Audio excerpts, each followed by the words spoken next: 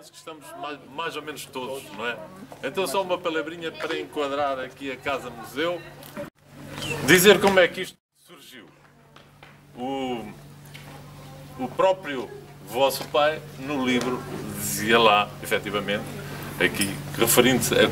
Não sei se ele dizia Custódio Prato, se era o Prato, era assim, tem os dois nomes. Custódio Prato era um labrador abastado, um labrador, vamos dizer, de grande dimensão na época, e que era aqui vizinho, não é? A casa era ali e esta é aqui. Portanto, em linha reta são 100, 150 metros. Pronto, e ele referia-se a ele.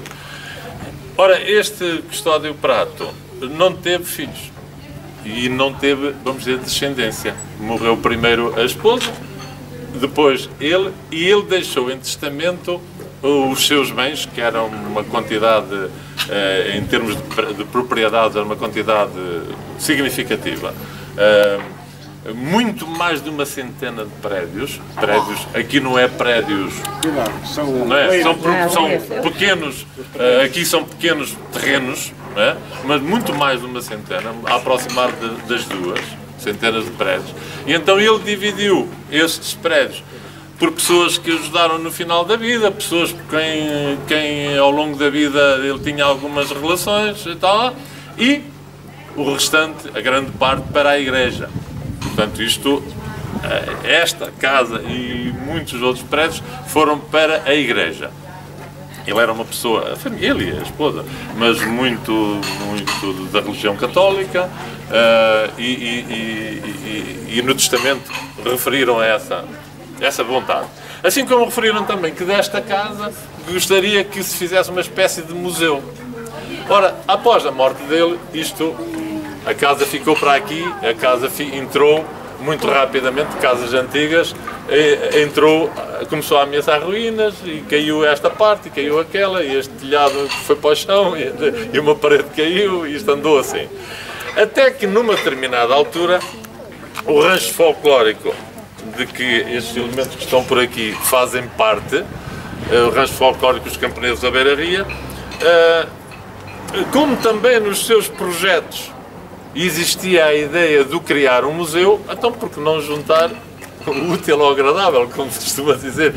Se há alguém que deixou um prédio com este fim e ainda não se fez nada, e se nós pretendemos, porque é que não vamos aproveitar aquele? Pronto, e então fomos junto da igreja, com quem temos ótimas relações, e nos prontificamos a executar a vontade do testador, que era que aqui fizesse uma espécie de museu agrícola. Pronto, e assim surgiu a ideia, fizemos um protocolo de colaboração e iniciámos as obras. Isto por volta de 1990. Em 1996 inauguramos esta parte que é a Casa de Habitação. Casa de Habitação, que é uma casa tradicional aqui da zona, que é até tida como casa típica morteseira, uma casa de alpendre. Havia, e agora ainda há uns restos por aí, mas cada vez menos, infelizmente, deste tipo de arquitetura. As casas faziam-se todas mais ou menos iguais. Mais ou menos iguais. Era este tipo de arquitetura, casa típica morteseira, casa de alpendre. Porque esta parte tem aqui estes pilares aqui, se chama o alpendre. Então dava o nome.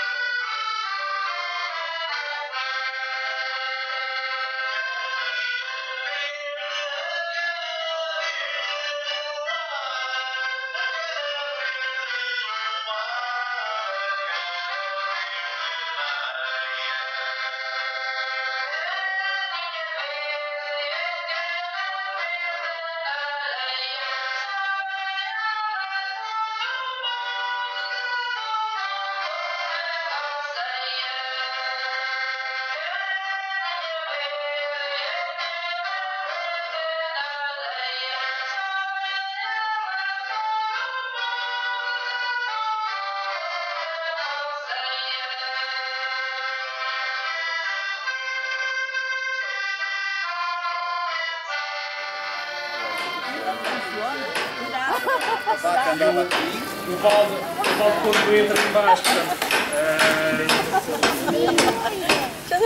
funciona, capta a água, tira ali, tem ali uma espécie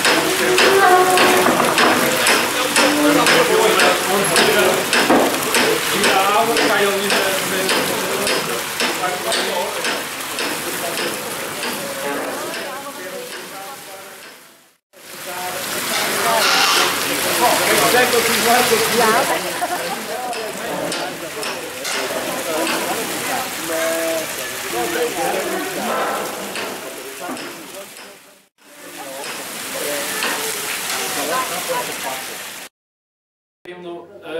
constantemente sapatos para arranjar, então como não ia arranjá-los logo ali na hora, portanto ia pondo no monte e então depois quando tivesse um bocadinho disponível então ia tirando os sapatos do monte e ia arranjando os sapatos. Portanto, também uma demonstração de que portanto, aqui havia lume. Como as espadas que eram feitas. Exatamente. As espadas eram sempre assim. Portanto, o lume era mantido aceso com o acionar do fole. Portanto, depois as peças eram postas aqui para aquecerem, eram trabalhadas aqui, e aqui havia uma pia de água que era para aquecer. As espadas também eram assim. Mas naquela época não havia os nossos fogões, portanto, da maneira que as pessoas tinham de fazer o comer, portanto, quase todas as cozinhas têm um forno onde era feita o pão, cozer alguns alimentos. Havia sempre uma zona de lareira onde as pessoas aqueciam a água para depois misturada com a farinha darem aos animais.